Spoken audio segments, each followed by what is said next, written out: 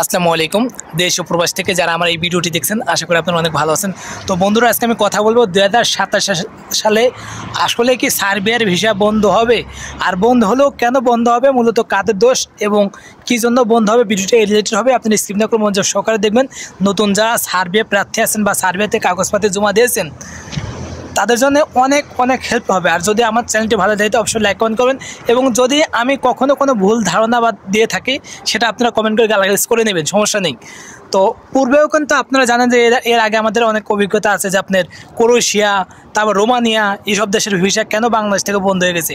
কারণটা কি, আমরা যারা বা মিডল ইস্ট বা যে কোনো দেশ থেকে আমরা ইউরোপমুখী যেগুলো দেশে যাই, আমরা সে দেশে মূলত থাকি না। এটা আমি বলেন বা আপনিই বলেন, যেই যায় না কেন সে দেশে আমরা থাকি না। আপনার পূর্বে বাংলাদেশ থেকে আপনার ক্রোয়েশিয়ার ভিসা দিত না, একসময় ইউরোপের সবচেয়ে বেশি বাংলাদেশ থেকে ভিসা দিত ক্রোয়েশিয়াতে। কিন্তু এই ক্রোয়েশিয়া থেকে থাকার পরে বাংলাদেশে যখন ক্রোয়েশিয়ায় থাকে না, তখন ক্রোয়েশিয়া কিন্তু ভিসা বন্ধ করে দিল।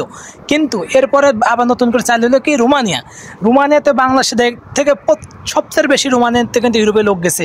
রিসেন্টলিও গেছে 2017, 18, 15, 18 থেকে আপনার 22 পর্যন্ত রোমানিয়াতে ব্যাপক লোক গেছে। কিন্তু তারপরেই রোমানিয়ান যে এম্বাসি সেটা বাংলাদেশের ভিসা বন্ধ করে দিয়েছে।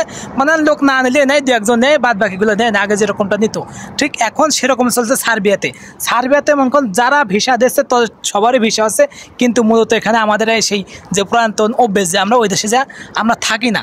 আমরা কী করি, ওখান থেকে আপনি ইউরোপমুখী অন্য দেশে চলে যাই। কেন চলে যায়, এটা আমাদের মূলত সমস্যা আছে এবং গভর্নমেন্টের সিস্টেমের সমস্যা আছে। আমাদের সমস্যা কেমন, যে আমরা যত টাকা দিয়ে ইউরোপে যাই, মিডল ইস্টে যে কোনো দেশে আমরা যাই না কেন, পৃথিবীর অন্য কোথাও কোনো দেশে এত টাকা খরচ হয় না। এই জন্যই যে আমরা অন্য দেশে যাই, দেখুন আমরা বাংলাদেশ থেকে সার্বিয়া যাই, আমাদের খরচ হয় 11 থেকে 12 লক্ষ টাকা। এখন বর্তমানে হচ্ছে, আগে হয়তো 8-9 লক্ষ টাকা হচ্ছে, কিন্তু এখন যারা রিসেন্টলি 2026 বা 27 সালে যাবেন তাদের কিন্তু এত টাকা খরচ হচ্ছে। যখন এই টাকা খরচ হয় আপনি সার্বিয়া যাবেন, ওখানে 50 থেকে 7,000 টাকা ইনকাম করে আপনার এই ঋণ কয় বছর ধরে দেবেন বলেন। তখন কিন্তু আমরা পার্শ্ববর্তী দেশে যেগুলো উন্নত মানের দেশ আছে, আপনার সার্বিয়ার পাশে আপনার এই বুলগেরিয়া, তারপরে আপনার ক্রোয়েশিয়া, আমরা যে কোনো একটা সিজনভুক্ত দেশ আপনার ফ্রান্স বা জার্মানি বা ইটালি যে কোনো একটা দেশে ঢুকে যাই। কিন্তু এখানে মূলত যদি এই টাকাটা যদি যেমন পার্শ্ববর্তী দেশে ইন্ডিয়া কোন, নেপাল কোন, আপনার পাকিস্তান কোন, যেমন খরচ হয় 2 থেকে 3 লাখ 4 লাখ টাকা খরচ হয়, যদি আমাদেরটাও এরকম ইউরোপ খরচ হতো তাহলে আমাদের লোকগুলো এরকম হয়ে যেত না।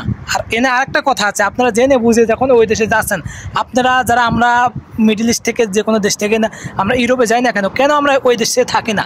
ওই দেশে আপনি ভাববেন যে আজকে যদি আপনি ওই দেশ থেকে পড়েন, ভবিষ্যতে আপনার ভাই বা আপনার ফ্যামিলি বা আপনার দেশের কেউ ওই দেশে যেতে পারবে না। এটা ইউরোপমুখী দেশ। অলরেডি বাংলাদেশ থেকে সবচেয়ে পৃথিবীতে আমি দেখছি এবং রিসেন্টলি অনেক ভিডিও দেখা যাচ্ছে, সবচেয়ে বেশি রিজেক্ট হচ্ছে বাঙালিদের। কেন রিজেক্ট হচ্ছে, আমরা মিডল ইস্টে কোন যে কোনো দেশে, আমি নিজেই দেখুন মিডল ইস্টে আইছি, আমি আমার কোম্পানি থাকি নাই, থেকে বাইরে সে কাগজপাতি করছি। কিন্তু এটা মূলত সমস্যা, কারণ আমার কোম্পানিরও আছে, আমারও আছে, এবং যে দেশে তারও আছে। মানে সে আমাকে বলছে ওখানে যে আপনার বেতন হবে 50,000 টাকা, কিন্তু আমি এখানে কোম্পানিতে সেই বেতন হবে 20 থেকে 22,000 টাকা, কিন্তু আমি খরচ করেছি 3 থেকে 3.5 লক্ষ টাকা।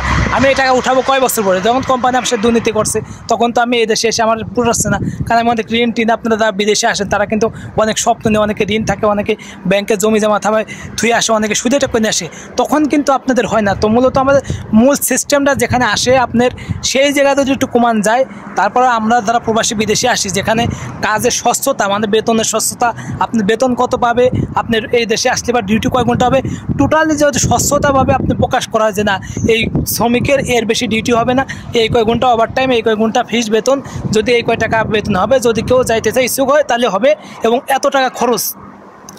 আর যেহেতু বাংলাদেশের আমি দেখছি সব সেক্টরে, আপনার রেল সেক্টর বলেন, যে কোনো সেক্টরে বলেন, আপনার সরকার ভর্তুকি দেয়, কিন্তু আমাদের প্রবাসীরা আছে এইসব সেক্টরে কেউ ভর্তুকি দেয় না। মানে আমরা ভর্তুকি আমরা বলি না যে সরকার আমাদেরকে নিজের টাকা নিয়ে যেতে, মানে পার্শ্ববর্তী দেশে যেরকম খরচে আমাদের সেরকম খরচে আমাদের পাঠানো যায়, তাহলে আমাদের বাংলাদেশে শতকরা 50, আপনার 100% তো 50% লোকে আপনার বিদেশে চলে আসবে।